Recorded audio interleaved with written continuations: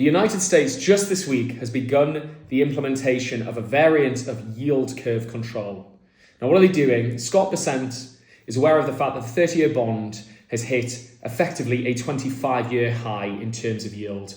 10-year is also hovering around 15, 16-year highs, but fundamentally, they have a problem.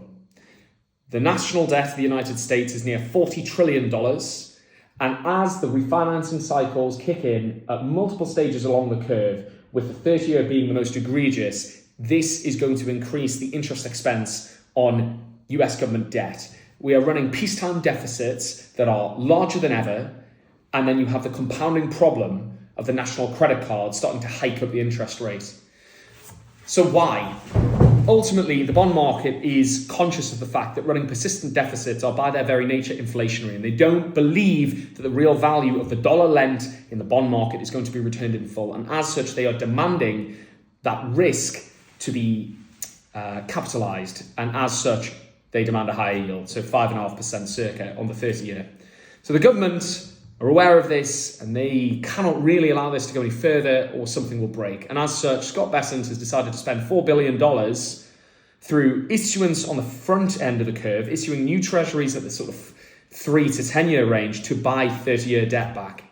Now, this is small fry yield curve control, but ultimately, what is yield curve control? It is trying to pin rates on government debt at fixed interest costs.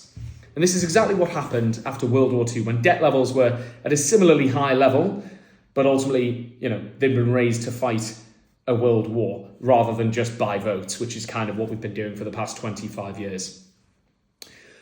And so what happens in those scenarios? Effectively, you have your central bank, it's the Treasury at the moment, but eventually it'll be the central bank will create the dollars necessary to buy bonds in size from the government at a specific yield across the curve, on the 2-year, the 5-year, the 10-year, and the 30-year. And at every point along the curve, these rates will be fundamentally lower than the rate of inflation. And the reason they need to do that is they need to, in essence, debase the currency relative to the debt load, effectively to juice the denominator, GDP, so that the debt to GDP ratio drops into something that is an acceptable range. Effectively, a currency devaluation. That's the only release valve they now have.